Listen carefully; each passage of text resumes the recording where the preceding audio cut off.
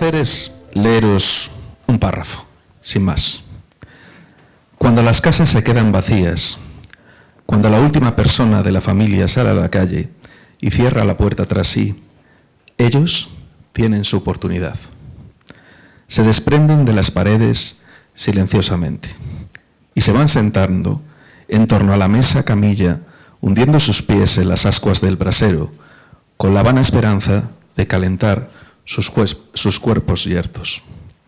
Cuando los vivos se van a sus quehaceres y los otros van llegando y descansan un instante en su vagar eterno, el pájaro se retira tembloroso al fondo de su jaula y queda mudo. El gato se estrella repetidas veces contra el cristal de la ventana y acaba por refugiarse en un rincón, hecho un ovillo. Los perros aúllan de esa manera tan particular y fúnebre, y los peces, si los hay, desorbitan sus ojos y se quedan entre dos aguas, sigilando su propio silencio. Por eso, si sois los últimos en abandonar la casa y advertís que os ha olvidado algo, haríais bien en no volver a entrar.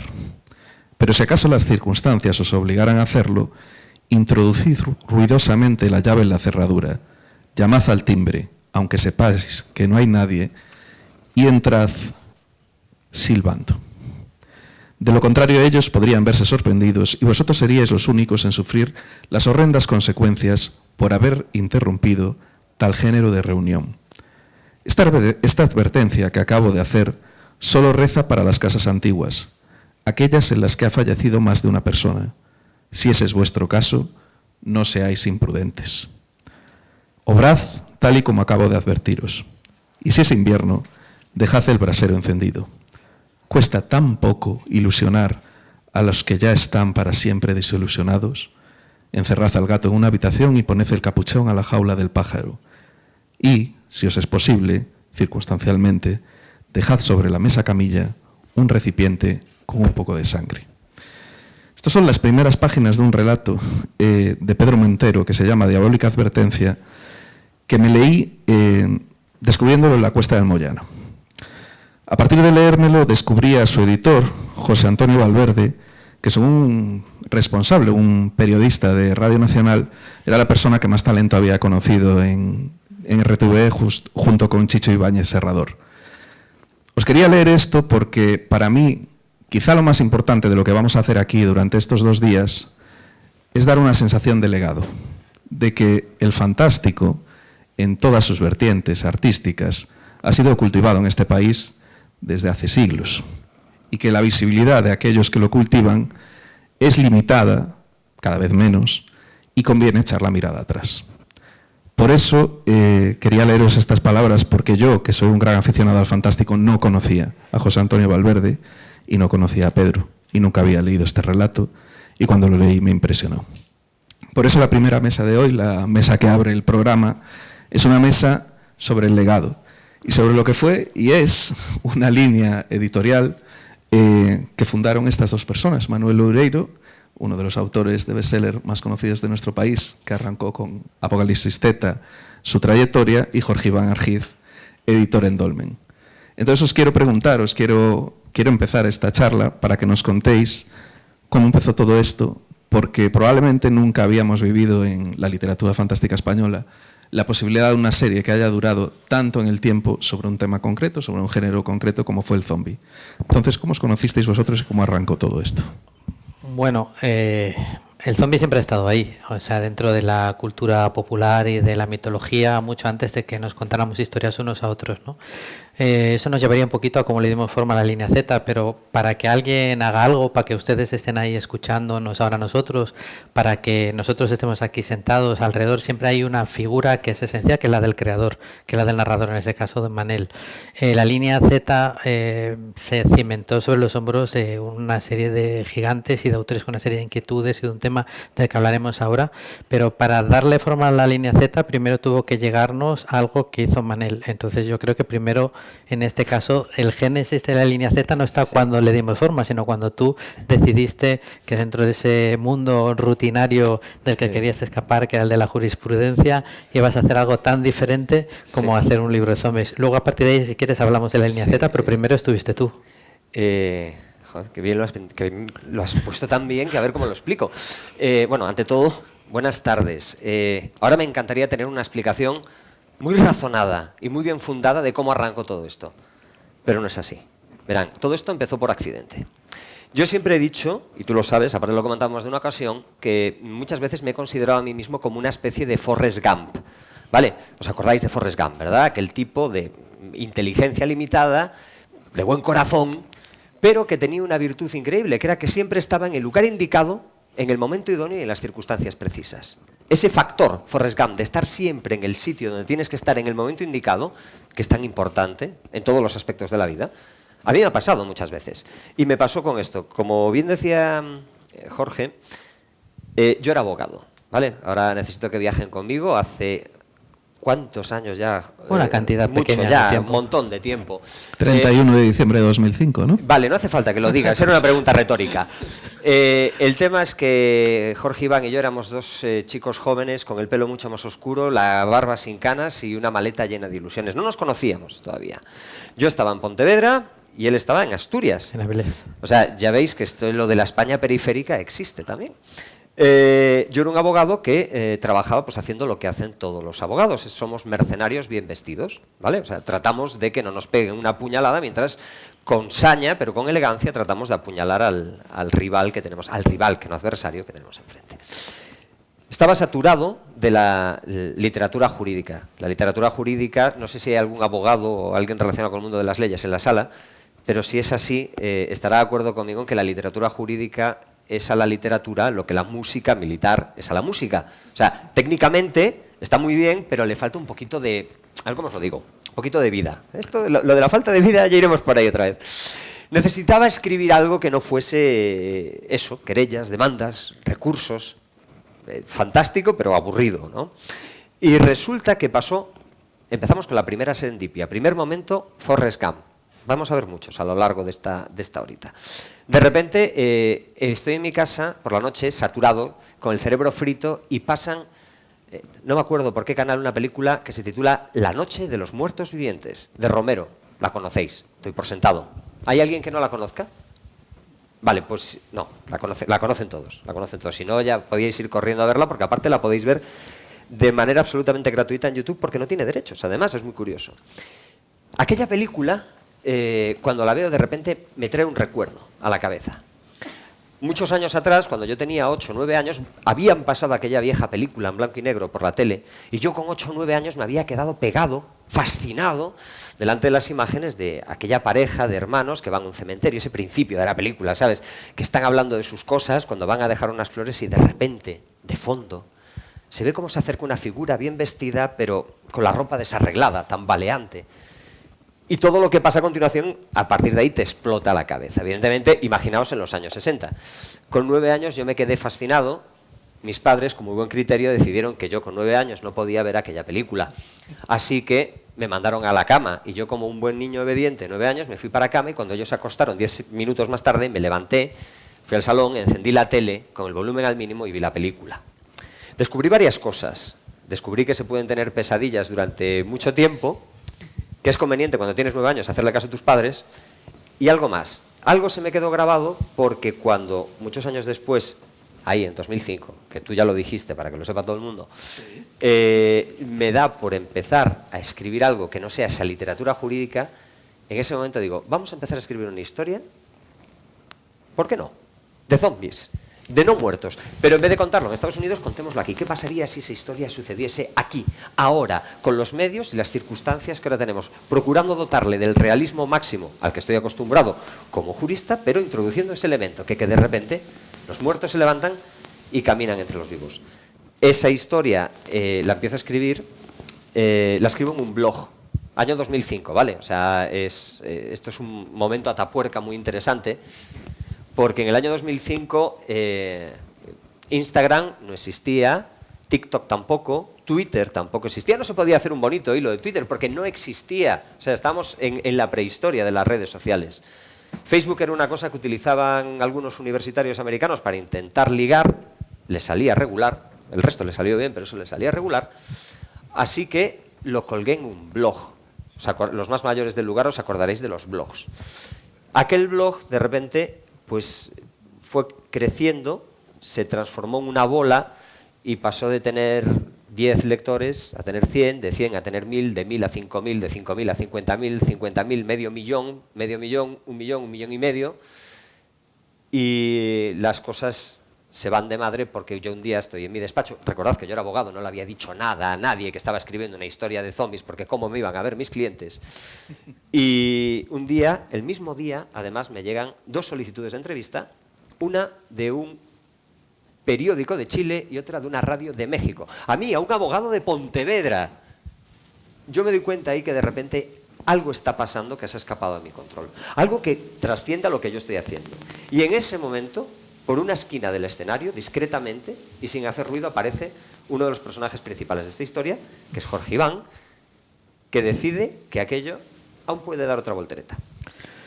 Y la verdad, yo he de... ¿Lo he contado bien? Sí, lo has contado muy bien, lo has contado muy bien. Sobraba lo de 2005, pero sí, quitando lo de 2005 eso, el resto sobraba, está pero es la verdad. Es que al final van a verdad. pensar que los zombies somos nosotros, sí, no...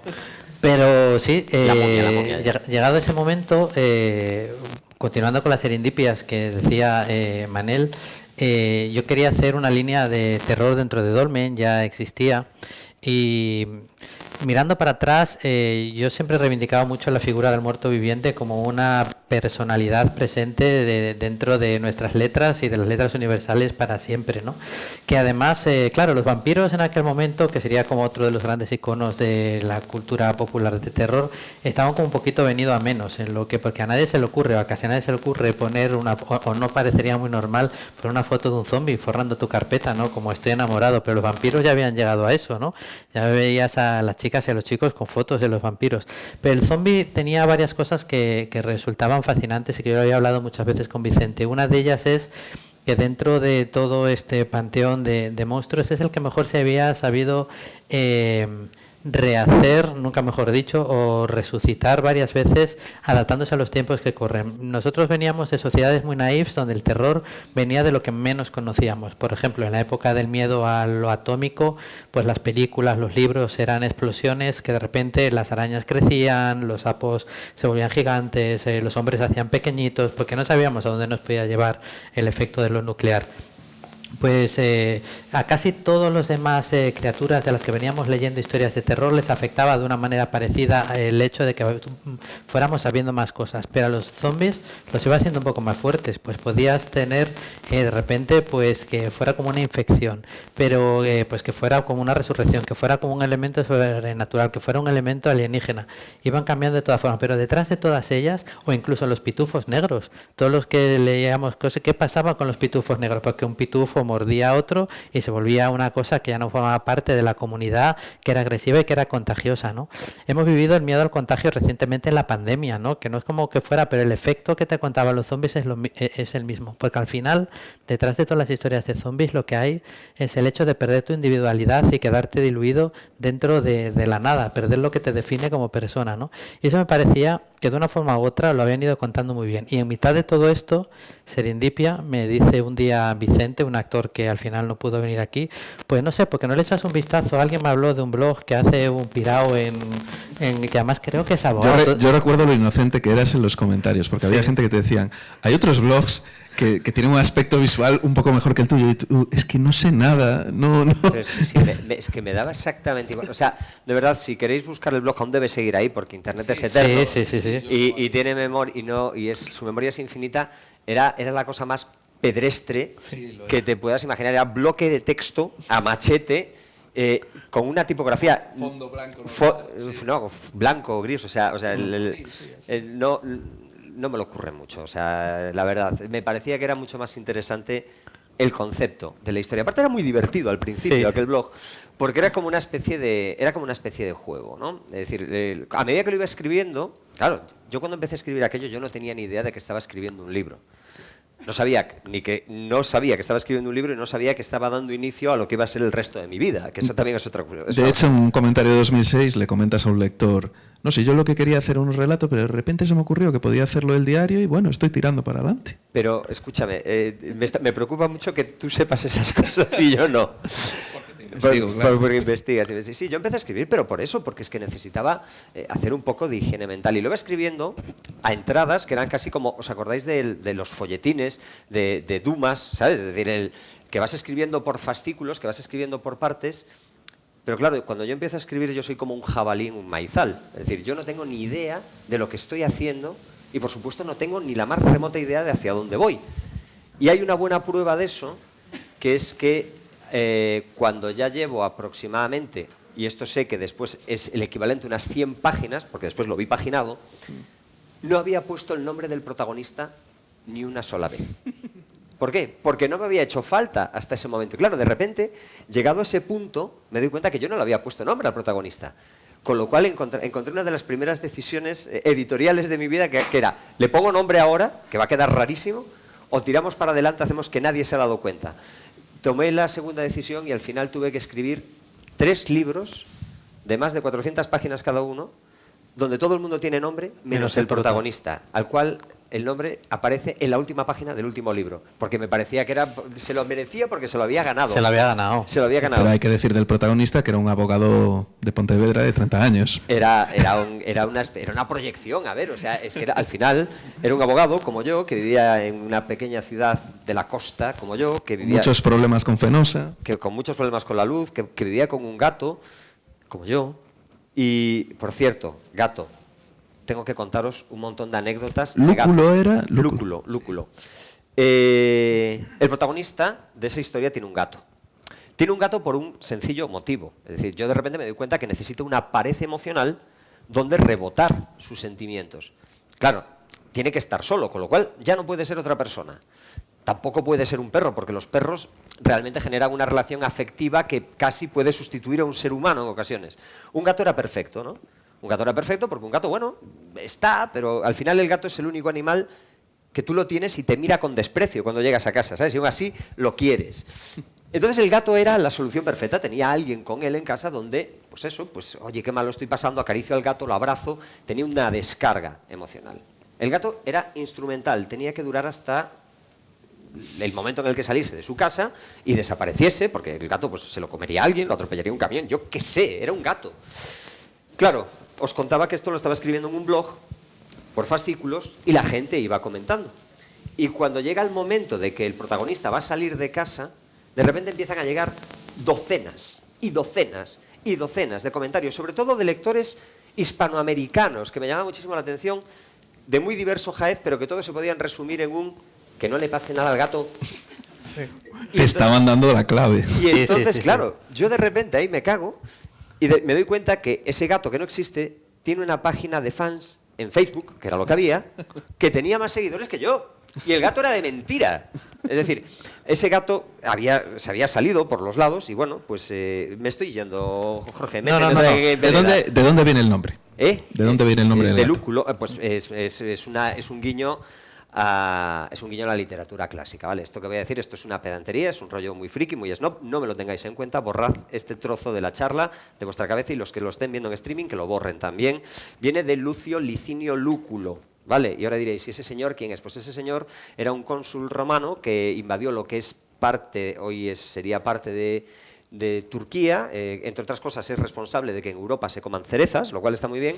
Y además, una vez que dejó el cargo, fue muy conocido por su afición a las orgías y a los banquetes pantagruélicos. Entonces, un gato que estaba todo el día comiendo y que estaba más salido que el pitorro un botijo, me parecía que el nombre de Lúculo le encajaba como anillo al dedo. Yo qué iba a saber que lo iba a leer tanta gente, si eso era para 4 piraos, yo qué culpa tengo de que las cosas se saliesen de madre. Ahí está, Lúculo. Bueno, puedes compartir culpabilidad con Jorge Iván. Tú entras al blog y encuentras ya la novela. No. No, para empezar, lo que más me gusta es justo lo que él decía, que era una de sus, problemas, porque nunca se había planteado a dónde iba a llegar, ¿no? Una frescura, una libertad total, un sentido de la maravilla y de la diversión. Ahora parece muy original porque lo han hecho casi todos los autores españoles que forman parte de la línea Z, buena parte de ellos, pero ¿por qué siempre todas las llegadas de alienígenas, todas las invasiones zombies tienen que suceder voy a pedir en Estados Unidos? Voy a pedir que se baje la pantalla para que podamos ver las portadas de la de la línea perfecto, Z. Perfecto. Pensé Sí. que querías enseñar algo terrible, ya me estás Sí, sí. Después ya de decir el año, pues ahora. Digo, y me conquistó desde el primer momento. O sea, era tan divertido y era tan absolutamente brillante sin pretender serlo, o sea, por un talento natural en bruto que emergía ahí pasándoselo bien, porque además yo tenía la sensación de que nosotros nos lo pasamos muy bien porque el autor se lo estaba pasando muy bien. Genial. Y eso es algo que no siempre pasa, ¿no? Dentro del autor atormentado tengo que entregar y hacer mi nueva obra maestra y tiene que funcionar mejor que la anterior, y espero que los críticos y un montón de cosas que están muy bien, pero que te quitan un poco. Es como cuando ves el típico dibujo a boceto que dices que chulo, qué maravilla, lo pasan a tinta y igual estéticamente es mejor, pero se perdía un poco esa frescura. Él le desbordaba a raudales y yo dije, esto es perfecto. Luego de cómo llegamos a que eso fue una línea es más adelante, pero cómo llegamos a decir esto tenemos que publicarlo fue así. O sea, sencillamente de caer en el hechizo en el que cayeron todos los demás que llegaron al blog. Y luego, aparte de que me gustaba, ahora lo ha comentado, ya lo habíamos hablado alguna ocasión, yo que siempre he leído pues a Dumas, como citaba él, por ejemplo, y a tantos otros que escribían serializado y que por tanto iban permitiéndose que le afectara la realidad de los espectadores, a ver, que el personaje que más os gusta es Aramis, bueno, pues no os preocupéis, yo me iba a cargar a Sherlock Holmes, aunque esto no fuera tan en pastiche, pero mi madre no quiere y la gente se ríe, pues vuelve para la siguiente, ¿no? Claro. A mí eso me parecía que aportaba un extra de frescura porque era muy orgánico. Y yo creo que todo eso te ha hecho venir de ahí y no de otros lados, te ha hecho el escritor que eres y conectar con la gente como conectas. A mí quizá lo que más me impresiona de esa fase del blog es la perseverancia. O sea, se nota en las entradas, te vas a 2006, la cantidad de entradas que hacías y el hecho de seguir. Porque si no hubiera seguido, probablemente no hubiera pasado nada.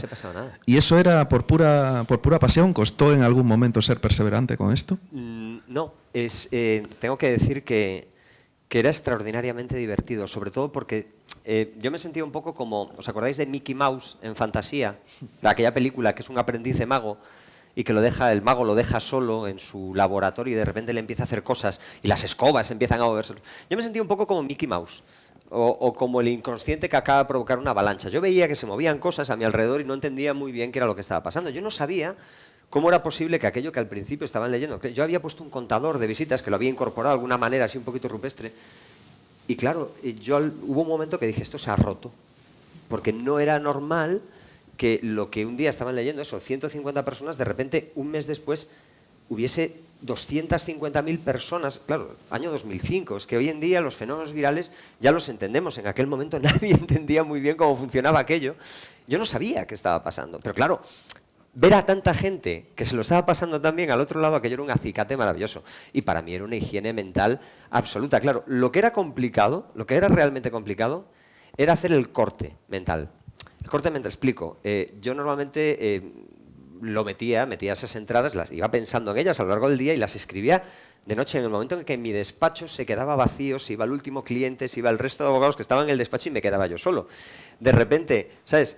Cerrar la cabeza, cerrar el aranzadi a un lado y decir, vale, y ahora nos vamos con esto. El mejor momento del día. El mejor momento del día, pero claro, pero te exigía cambiar un cambio de gorra fascinante. Fue una experiencia muy, muy divertida. Fue una experiencia muy divertida y aparte fue muy enriquecedor porque de repente me di cuenta que es un poco lo que dice Jorge, que había un chup-chup, ahí hay un montón de gente esperando que se contasen este tipo de historias y realmente lo que pasó fue ese fenómeno Forrest Gump, estar en el lugar adecuado, en el momento idóneo y en las circunstancias justas. Es decir, aparezco cuando no hay otra cosa parecida en castellano y la gente se pega. Y la gente se pega porque no hay otra cosa parecida en castellano y les llama la atención. Y les llama la atención porque posiblemente lo estuviesen buscando. Claro, yo después analizaba por qué es tan... Es decir, yo entiendo por qué a mí me gustaba esa historia, porque tenía este pequeño trauma infantil de cuando me había llevado un susto de cojones viendo una película a oscuras con 9 años. Me decía, pero ¿qué es lo que le atrae tanto a la gente esta historia? Y al final te das cuenta que a mí es una de las primeras cosas de las que descubro es que frente a todos los monstruos clásicos, ¿vale? O sea, los monstruos pop, por decirlo de alguna manera, el vampiro, el hombre lobo, la momia... Los de la Universal y la Hammer. Sí. Efectivamente. Frente a todos esos monstruos clásicos, que ellos son los protagonistas de su historia, sí. El único que no es protagonista de su historia es el zombie, que es el ruido de fondo. O sea, son historias de ellos, pero que no van de ellos, que van de los otros, de los nosotros que no queremos ser ellos. Y eso me parecía fascinante. Me parecía fascinante porque es como una especie de antihéroe, porque la verdad es que ser vampiro mola. A ver, pensadlo. Vives eternamente. Eres guapo. Yo no he visto un vampiro feo. Eres guapo, vas bien vestido, eres elegante, fiestas, o sea, ¿cómo dices eso? Cruzas océanos de tiempo, joder, es que hasta eres lírico, coño. O sea, es maravilloso ser vampiro. Ser hombre lobo también tiene su punto, ¿no? Eres esa fuerza de la naturaleza, ¿sabes? Que puedes llevar una vida normal, rutinaria, pero cuando hay luna llena rompes la ropa, te liberas, el animal que llevamos dentro dejas que corra. Hasta ser momia, que vaya por Dios, ¿no? Pero bueno, vienes de una familia... Vienes de una buena familia. Oye, has sido faraón como mínimo, o sumo sacerdote, ¿vale? Y aparte tienes así como una maldición que siempre tiene ese rollo que para romper el hielo... ¿Y tú qué tal? Pues yo tengo una maldición, ¿sabes? O sea, quieras que no... Pero un zombi viste mal, huele peor, no es simpático. No tiene gran comunicación tampoco. No, habla la conversación justita. Justita. Entonces, ¿qué es lo que hace que sea tan interesante? ¿Por qué de repente tanta gente se quedaba pegada a eso? Y sobre todo, ¿por qué tanta gente llevaba pegada a ese tipo de historias desde que un tipo, Romero, se inventa ese género allá por el año 67, ¿estamos hablando? Por ahí, sí. Sí, por ahí estamos hablando. Por cierto, no sé si os lo dije, los zombies son de Coruña. No, y tiene una explicación. Yo ahora no quiero. Sí. Después La familia de Romero. La familia de Romero. La familia de Romero. Os explico la historia si queréis de por qué los zombies son de Coruña. Ahora no es el momento. Pero bueno, y entonces al final yo de repente me encuentro que estoy haciendo malabares con una cosa que mola un montón, pero no tengo ni idea de hacia dónde tengo que ir, porque no lo sé. Y entonces, volviendo al ejemplo de Mickey Mouse en fantasía, aparece Merlín por la puerta. Iba a decir con su larga barba blanca, pero sería una... Sería redundante. Y entonces aparece y me dice, ven para aquí que te voy a explicar.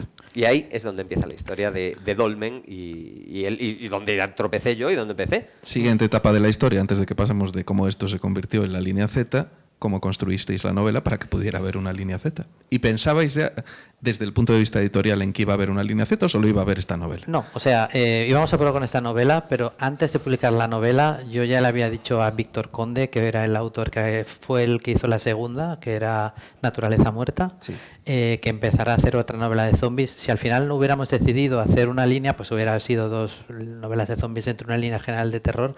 Pero sí, la idea era que fuera, ¿no? Pero la novela, pues muy fácil. O sea, ponernos en contacto con él, que le diera forma de novela, que sufriera solo en las pesadillas de las decisiones que tenía que tomar como autor, y si preguntaba algo, pues intentar opinar de la manera más sensata o aparentemente más sensata que pudiéramos. Pero en realidad lo puso muy fácil. Es que Manuel tenía las cosas... Él siempre da la sensación como de que siempre pasa las cosas, de que siempre está en el lugar correcto, en el momento oportuno. Pero esto es como cuando le decían a Salinas, es que siempre le rebotan los balones y entran. Algo hará bien para que pondrá las piernas, yo qué sé de qué manera, un instinto natural o algo que tiene, no llámalo una fuerza primigenia, pero en el fondo tenías muy claro, a lo mejor es este tipo de cosas que la gente entienda, aunque no sepa explicar, pero que tiene dentro. Por ejemplo, cuando vemos 3 imágenes de un dragón, si uno no lo dibuja mal adrede, habla de dibujar mal un dragón, teniendo en cuenta que estás hablando de una figura ficticia, todos decimos, este está mal, este no podría volar. Pero tú que sabes de dragones, no, pero todos sabemos un poco cómo son los pájaros, sabemos los reptiles, hay un conocimiento que tenemos como especie de analizar el mundo que nos rodea. Pues con la literatura pasa igual, con contar historias también. Hay unos talentos innatos que se tienen o no se tienen, y Manel lo tenía. Pues decisiones que hubo que tomar. ¿Seremos muy puros, lo publicaremos como está, o nos permitiremos que ahora va a tener una nueva vida para corregir algún tipo de cosas? Ese tipo de ideas. Pero yo ahí en esas cosas, igual que dije al principio, la voz del creador debe de ser importante. El primero que tiene que quedar contento con el producto es el autor, el editor tiene que estar también muy contento con lo que saca. Y si esas 2 piezas se dan, aún así nada te garantiza que luego el público también vaya a gustarle, pero desde luego sin esas 2 es muy difícil que la cosa pueda funcionar. Y luego aparte ya lo veis, es muy divertido trabajar con Manel y escucharlo, y bueno, tampoco hablamos tanto durante la producción del libro, realmente era algo muy orgánico. ¿Cuánto os llevó más o menos pasar del blog a la novela? No demasiado. Sé que yo recuerdo la historia desde mi lado, claro, para ti era, vamos a contratar este libro, está muy bien. Yo era un abogado que no había escrito un libro en mi vida, y entonces de repente yo me encontré en la difícil tesitura de decirle a la gente de mi entorno, oye, que me han ofrecido publicar un libro. Ah, pero has escrito un libro. Bueno, exactamente un libro no, es un blog. Ah, un blog, ¿pero de qué? ¿Es algo de derecho? No, a ver, siéntate. Claro. De derecho era, Sí, hay bueno, un abogado. había un abogado, efectivamente. Claro, era una emoción, era una emoción absoluta. Han pasado años, ya han pasado muchos libros, ya me he ido haciendo, pues ya tengo una piel más curtida, pero en aquel momento, mira, recuerdo un día, fue a los 3 o 4 días a la semana de que se hubiese publicado el libro, iba andando por la calle y pasé por delante de una librería y vi mi libro en el escaparate. Muchos años han pasado y aún a día de hoy me acuerdo de aquel momento y se me ponen los pelos de punta. No podéis imaginaros la emoción que supuso en aquel momento darse cuenta de que aquel camino que había empezado como una especie de idea alocada que venía de un trauma infantil, que se había transformado en un blog, que el blog se había transformado en un fenómeno viral, que el fenómeno viral se había transformado en un libro. En aquel momento dije yo, oye, pues mira, ya está, ha merecido la pena. Estaba absolutamente convencido de que aquello iba a ser un fracaso absoluto. O sea, no me cabía ni la más mínima duda de que agradecía mucho la confianza que habíais depositado en mí, pero que nos íbamos a comer un mojón de proporciones homéricas. Y fue de proporciones homéricas, pero lo contrario. Muy bien. ¿Cómo se detecta eso y cómo se reacciona como una editorial? ¿Cuándo de repente te das cuenta de que tienes un ganador tremendo? Pues mira, ahora me gustaría a mí dar una explicación muy sesuda, muy inteligente, pero realmente os mentiría, no la tengo. Pues no lo sabes, si no lo estaríamos repitiendo todo el tiempo, ¿no? Hay algo, y sigue pasando ahora cuando habla, en esa pasión o en el emocionarse con cada paso que da, que yo creo que queda de alguna manera, no sé, llamadme ingenuo, ¿no? Pero impreso en el papel que se percibe, ¿no? Si estamos hablando entre personas, ¿no? Pues hay algo que es la comunicación no verbal, cómo nos expresamos, cómo nos movemos. Hay algo también de cómo escribe el autor que queda más allá exactamente de las líneas, ¿no? A lo mejor, pues no sé, pues en el cómic es más evidente, ¿no? Pues que pasa 20 años y sigue esforzándose sin escatimarle un detalle, te haces una presunción de cómo debe ser la persona. Entonces yo creo que esa pasión era una de las claves que hizo que la gente se enganchara. Y en la novela, pues mira, pues yo estaba muy convencido de que se hablaba mucho de las modas, casi siempre que me hacen preguntas de la línea Z me dicen, ¿cómo pusisteis de moda los zombies? Yo creo que los zombies ya no se puede hablar de ello como una moda, es un género, es como el western, como el género de superhéroes, por eso es imposible desde entonces y va a ser imposible en el futuro acercarte a una librería de cómic, a una tienda de videojuegos y mirarte la cartelera de cine o mirar unas plataformas de televisión y que no haya algo siempre muy canónico o muy raruno de zombies porque ya han venido para quedarse, ¿no? Ya es una pieza esencial dentro del engranaje literario y narrativo en general. Y nos dimos cuenta con el primer reporte de ventas. Tú siempre tienes la esperanza y nosotros nos volcamos mucho. Quería que la portada de la primera novela fuera de Corominas. Teníamos muy claro justo lo contrario y esto también fue deliberado.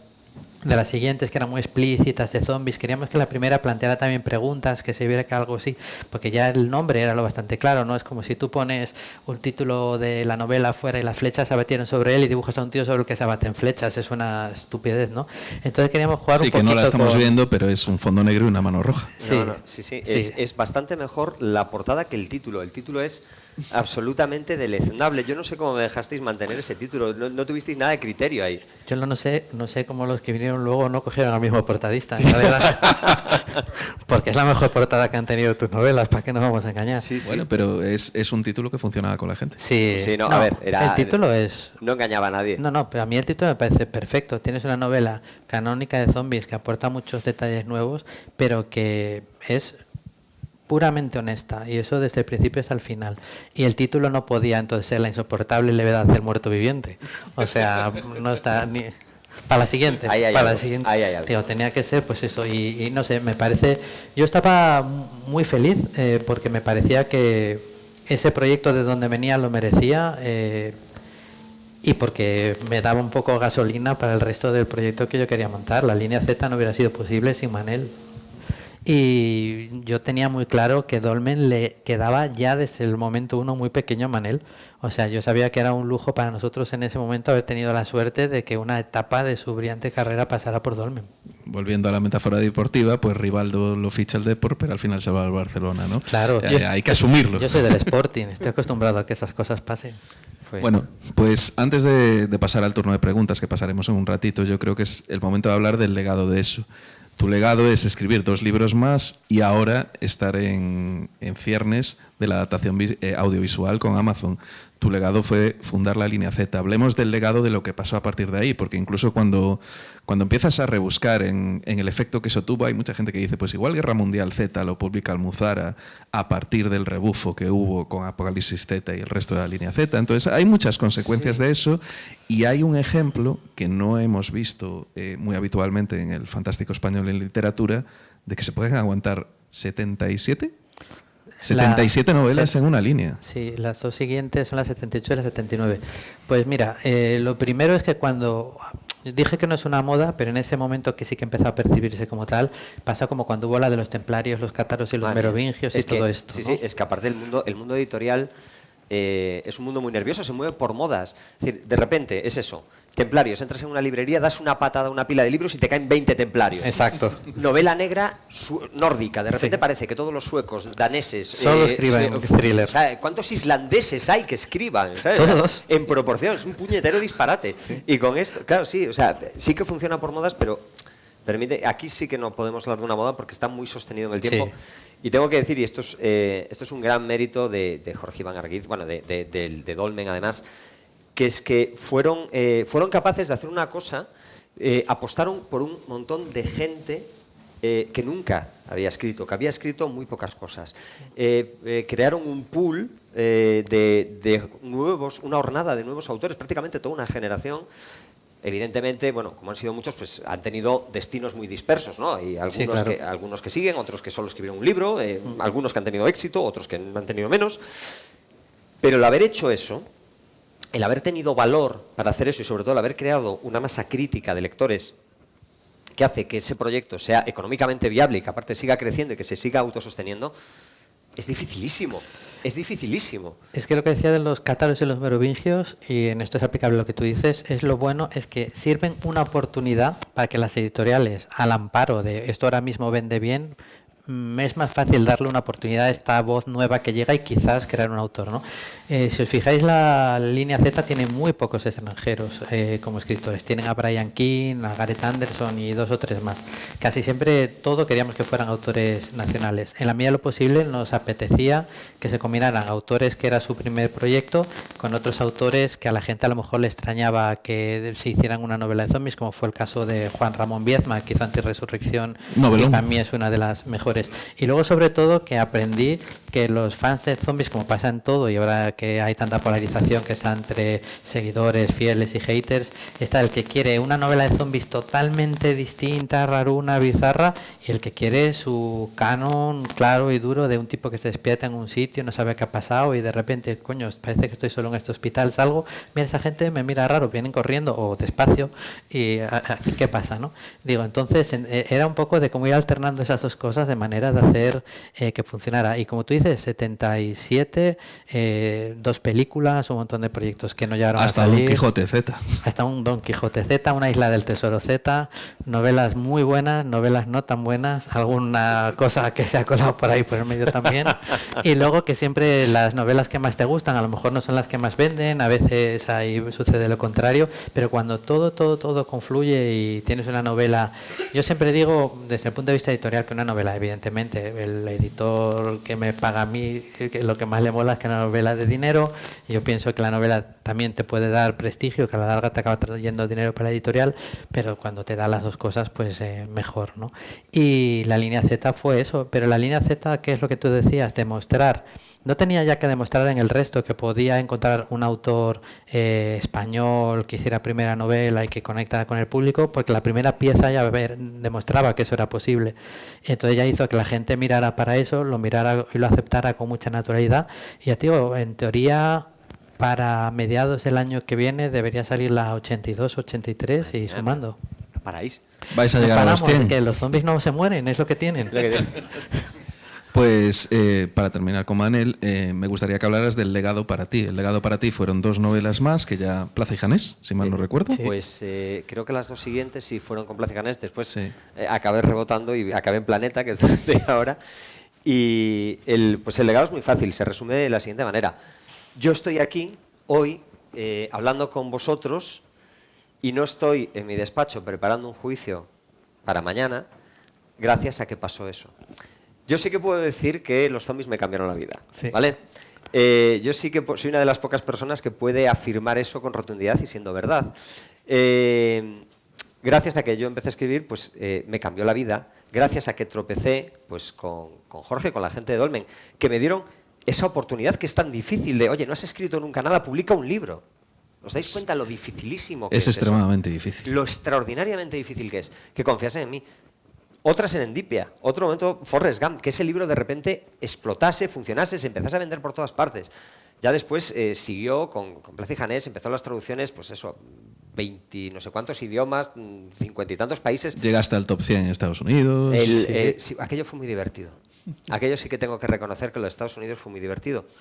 Porque claro, yo no era capaz de imaginarme, ¿sabes? Cuando estás en ese top 5 de ventas. Aparte, Stephen King había sacado un libro prácticamente a la vez, ¿no? Y digo, joder, Stephen King, esto es imbatible. Y hubo, nada, fue 3 días, ¿no? Pero durante 3 días estaba por encima de King en la lista de ventas en Estados Unidos con su novedad.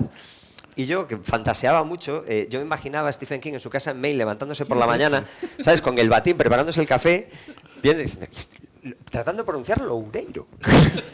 ¿Entiendes? Que es una cosa que está llena de vocales pegadas, que parece hecho aposta para que la gente tropiece.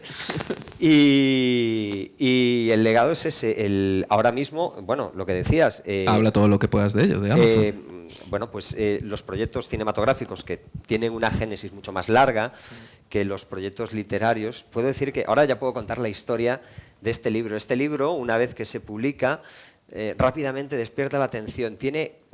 Voy a contar la historia como fue. Tiene un primer contrato para transformarse en una serie en Telecinco, en Mediaset. Está avanzadísimo el proyecto. Yo estoy que no quepo en mí de emoción. Va a ser una serie que es rápido, no sé. Hay un cambio en el departamento de ficción de Mediaset y el que llega hace así en la mesa. Todo para el suelo.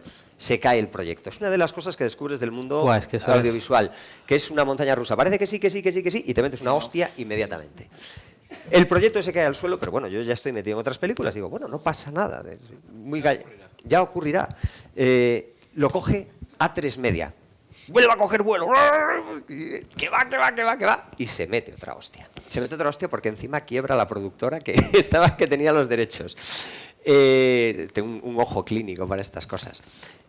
Vuelve a caerse el proyecto, vuelve a coger vuelo otra vez con otra productora, no va a ninguna parte, vuelve a caerse el proyecto. Están pasando los años, claro, es que fijaos, pum. Y finalmente, bueno, pues Nostromo, Adrián Guerra, que es un auténtico fenómeno. Coincido con él en Sitges, como jurado los dos del premio Minotauro de novela, y me dice, oye, me encanta esta historia, y le digo, pues fíjate, los derechos van a quedar libres en 6 meses. Y me dice, avísame y los cojo. Digo, bueno, mira, dale, patada a seguir. Al cabo de un año ya tenía un contrato firmado con Amazon para producir una película. Hemos firmado un desarrollo de toda la historia, es decir, se supone que los siguientes libros también tienen que ir, pero eso queda más para el futuro. Y de repente te das cuenta que estás trabajando con un monstruo. Con un monstruo no es que sea monstruoso, es un tipo que es de una capacidad increíble y que además Amazon Prime es una locura. Es decir, la película que se estrenará, supongo, no lo sé, que no tengo las fechas, para finales del año que viene, se va a estrenar simultáneamente en 150 o 160 países. Es un proyecto enorme. Y para mí, y este sí que es el legado, y con esto ya termino, es tan bonito esa historia que empieza como una idea. Esa idea se transforma en un blog. Ese blog se transforma en un libro. Ese libro se transforma en un bestseller. Ese bestseller se transforma en un bestseller que se vende en un montón de países en el mundo. Y al final se acaba transformando en una película. Ha hecho el arco completo. He tenido la suerte... Y en un cómic. Y en un cómic, es verdad. He tenido la suerte de poder ir subido, caminando al lado de eso, mientras eso iba cogiendo forma. Y eso, a su vez, hubo un momento en que ya, evidentemente, como un cohete primario, eso ya se fue por otro lado y a mí ya me había lanzado en otra dirección. Gracias a eso, pues yo estoy escribiendo, gracias a eso yo estoy aquí, gracias a eso yo estoy hablando con vosotros y gracias a eso puedo seguir contando historias. ¿Qué mejor legado? Creo que merece un gran aplauso esto, ¿no?